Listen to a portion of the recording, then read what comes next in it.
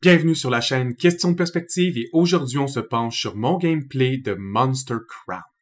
Monster Crown est un jeu sorti en 2021 et fortement inspiré par les jeux Pokémon, mais l'univers est complètement différent et le scénario est beaucoup plus sombre. Alors, bonne écoute. Donc déjà on commence le jeu dans un petit cinématique qui vous met un peu en place le genre de monstre que vous allez gérer dans le jeu ainsi que la petite histoire de base. Une fois le trailer terminé, vous pouvez choisir votre couleur d'outfit. Pas beaucoup de choix, mais quand même. Hein? Dans les vieux Pokémon, on n'avait même pas de choix. Là, on en a un tout petit peu. Et quand vous sortez dehors, faites la rencontre de votre paternel et qui essaie de vous expliquer un peu comment vont fonctionner le monde autour de vous et comme quoi, il y a 8 ans, il y a eu des cataclysmes et depuis ce temps-là, on utilise les monstres pour nous aider, entre autres, dans les travaux de ferme ou dans les travaux de construction. Et on a appris à les dresser, on les dresse avec des pactes. L'équivalent des Pokéballs, et c'est ce qui va vous permettre d'attraper ces Pokémon-là. Donc, comme dans tous les Monster Catcher, vous avez un tutoriel de combat.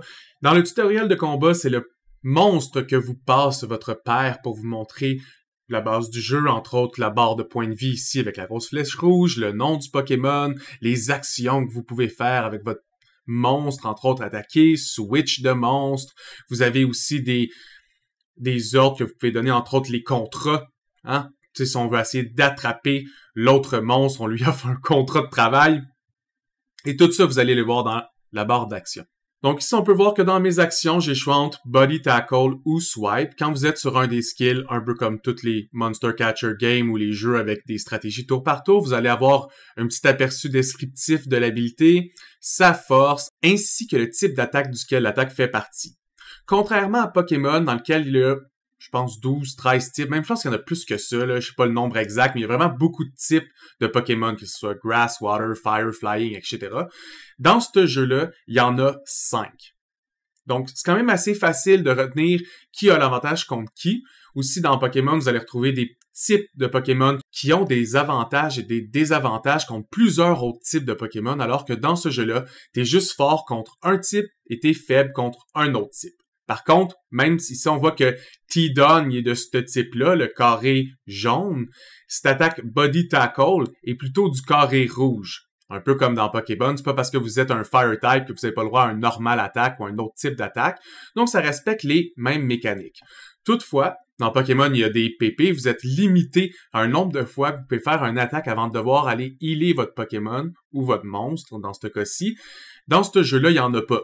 Donc, si vous avez un skill, vous aimez vraiment beaucoup, vous pouvez actuellement juste le faire constamment. Et donc, ici, on voit en changeant sur Swipe que la description change, le carré du skill change pour aller avec le mien, et que le pouvoir est un petit peu plus faible que l'autre attaque. Donc ici, j'ai décidé d'y aller avec Swipe, comme Swipe avait un avantage sur ses dégâts à cause du type.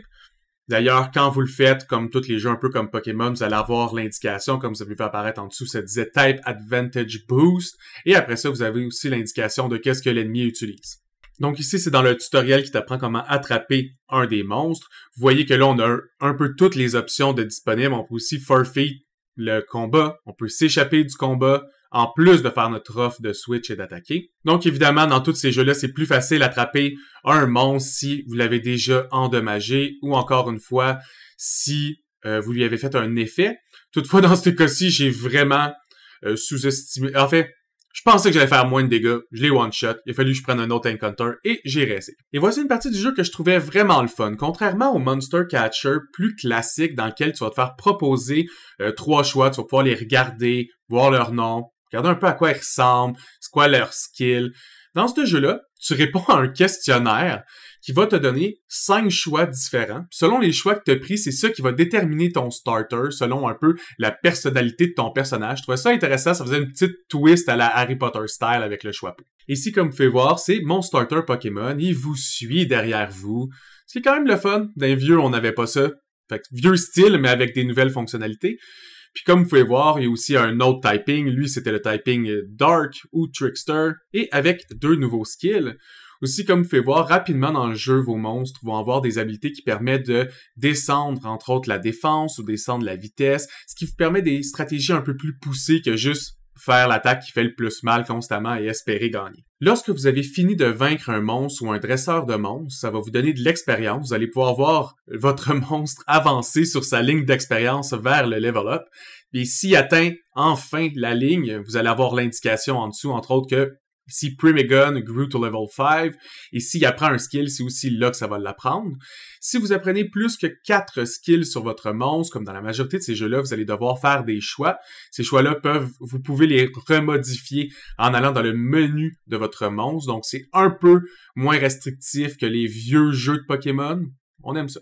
Donc, tout de suite après, comme je disais, on voit l'augmentation des stats, ainsi que le nouveau skill appris. Une autre particularité de ce jeu-là, directement quand vous vous promenez dans la map, vous allez trouver des pumpkins, des petits fruits ou des légumes sur la map, puis vous allez pouvoir les nourrir à votre Pokémon derrière vous. Vous avez aussi certaines fonctionnalités avec les Pokémon qui vous suivent, ce qui vous permet de faire certaines interactions avec la map. Quand je vous disais que le jeu était un tout petit peu plus dark que les jeux Pokémon, ou l'univers du moins se voulait plus sombre, un des premières altercations que t'as, c'est que tu tombes sur un groupe de gangsters qui sont en train de discuter de leur prochain crime.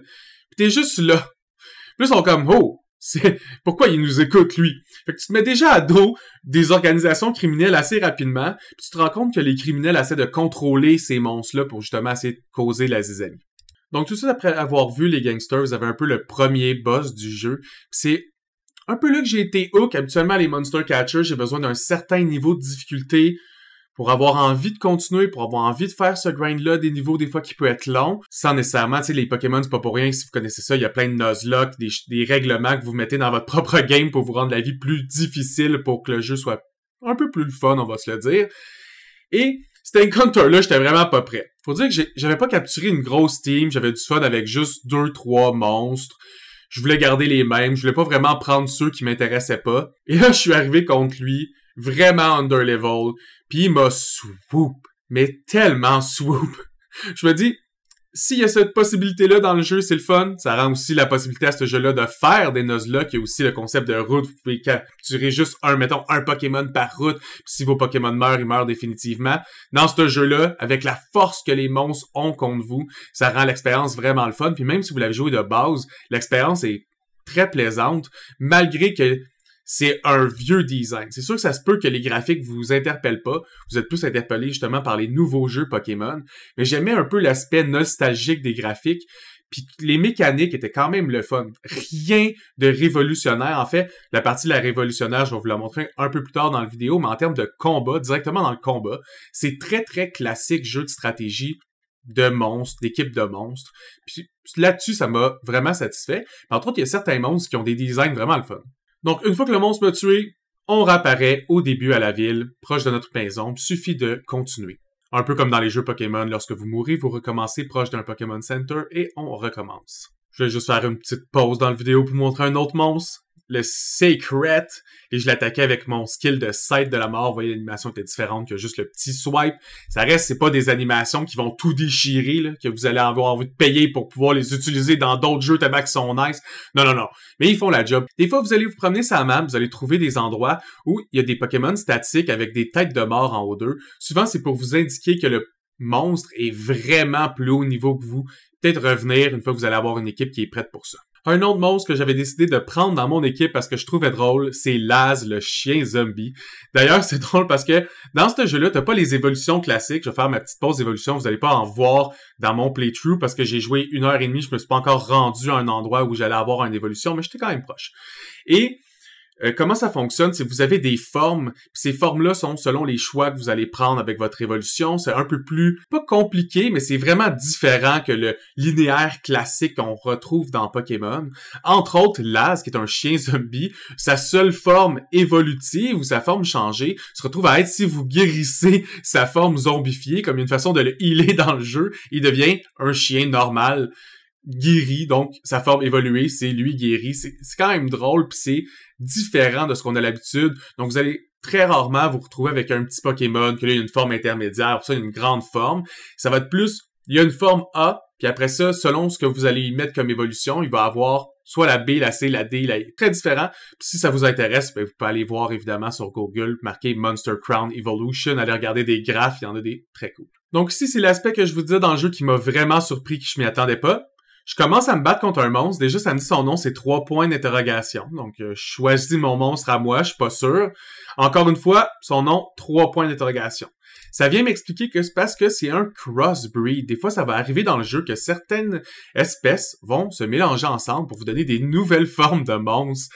Ça, c'est tellement cool.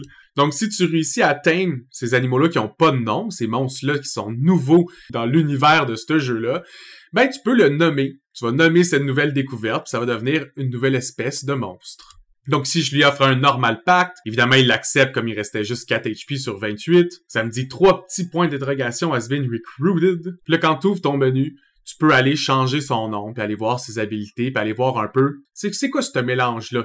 Avoir un peu d'informations sur ses stats, ses habilités, ses points de vie. Évidemment, je vous conseille de lui name parce que avoir 3 points d'interrogation comme nom en combat, c'est pas top. Évidemment, j'ai décidé de l'appeler Frog Boss parce qu'il avait l'air d'un chef de gang de grenouilles. Mais bon, peut-être juste moi. Évidemment, là, j'avais capturé plusieurs autres monstres. Je les ai farm pendant à peu près 40 minutes de jeu.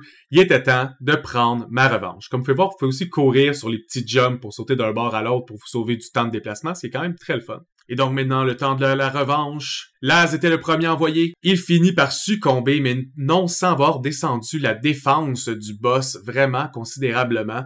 Et donc, j'envoie Ookla, mon monstre de départ, mon trickster, et il va finir le combat contre Walrus. À ce moment, évidemment, le gangster te remercie d'avoir libéré le chemin pour lui qui était pris en arrière, et il te donne un papier il appelle des gribouillis, mais en fait, c'est un papier que vous pouvez aller ouvrir directement dans votre menu et qui vous explique la force des attaques et la force des défenses selon ce que vous avez comme monstre. Donc, Will va avoir 1.5 de force contre Brute et ainsi de suite. Si vous voulez pas vous souvenir de Will c'est quoi, Brute c'est quoi, moi je vais souvent avec juste la couleur de l'icône. Donc, tu sais, Malicious c'est le mauve, Brute c'est le rouge. C'est juste plus rapide se souvenir des noms. Entre autres, je tourne la vidéo, je suis peut-être rendu à 2h30 de jeu, puis je me souviens encore pas que c'est ça si j'ouvre pas le menu. Une des choses que je trouvais bien aussi dans le jeu, c'est que contrairement aux jeux comme Pokémon où tu vas toujours envoyer le premier de ton roster dans un combat, celui-ci va toujours te permettre de choisir. Donc au début, vous avez un petit menu de sélection et vous décidez lequel des monstres vous envoyez combattre. C'est pas automatiquement le premier en haut. Pour moi, c'est un point positif. Ça se peut pour vous, ça soit pas. Une fois le pont dépassé, vous arrivez enfin dans la première ville du jeu. Comme dans tous ces jeux-là, en fait, j'ai rarement vu un jeu qui avait pas cette mécanique-là, qui était un Monster Catcher, dans lequel tu arrives dans une nouvelle ville. Ça veut dire qu'il y a un nouveau gym ou une situation que vous devez combattre, quelqu'un que vous devez précisément battre pour faire continuer l'histoire. Donc, je vais éviter de vous spoiler l'histoire du premier village, mais évidemment, vous rencontrez le méchant, vous finissez par le convaincre d'avoir un duel de monstres. Et lui, il envoie justement ce que je vous parlais des formes différentes du même monstre. Donc, je voulais un peu vous montrer le combat. En premier, il envoie Scavengis, mais il change rapidement de monstre. Comme vous pouvez voir, la première forme ressemble à ça. Et tout de suite après, il change pour avoir cette forme-là pour pouvoir résister à mon Laz, contrairement à l'autre qui était weak. Mais il s'agit du même monstre. C'est juste que ce monstre-là a plusieurs formes. Puis dépendant de comment il a été changé dans l'univers, c'est comme ça qu'il va ressembler. Donc là, il est soit dans un mur plat, ou il est soit complètement sorti dans une forme un peu alien. Un autre petit biome que je voulais vous montrer, les biomes de grotte un peu classiques. Une autre chose que je trouvais le fun, c'est quand vous rentrez dans un combat, évidemment, vous voyez les monstres, vous pouvez les éviter. Mais si vous décidez de foncer dedans et d'activer le combat, selon le biome dans lequel vous êtes, le background change. Donc là, vous aviez souvent les fonds d'écran clairs, j'étais un peu sur du gazon ou sur une plaine. Mais là, je suis dans une caverne dans laquelle il y a un peu d'eau, il y a de la roche. Donc, le background en arrière, il change. Même si le design n'est pas incroyable, j'aime ça, ces petites attentions-là, ça rajoute un peu au vibe du jeu. Puis pour moi, c'est juste un plus. La musique est quand même agréable.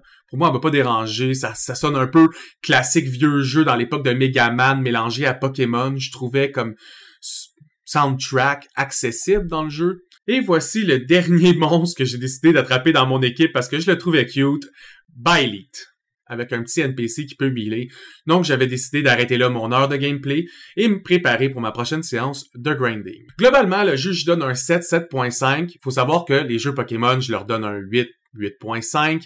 C'est le genre de jeu que j'aime beaucoup. C'est des jeux qui demandent Toutefois, beaucoup de temps avant de voir de l'évolution. Des fois, vous allez être pris dans un biome pendant peut-être 1 heure et demie à leveler vos monstres pour qu'ils soient capables de continuer facilement. Si vous aimez les challenges stratégiques, toutefois, je vous conseille de toujours essayer de vous rendre le plus loin possible et d'accepter la défaite lorsqu'elle arrive. Bref, pour un jeu qui coûte pas très cher, j'ai vraiment apprécié. Je vous le conseille si c'est le genre de jeu que vous aimez et au plaisir à tous de se revoir sur une prochaine vidéo tout le monde. À plus!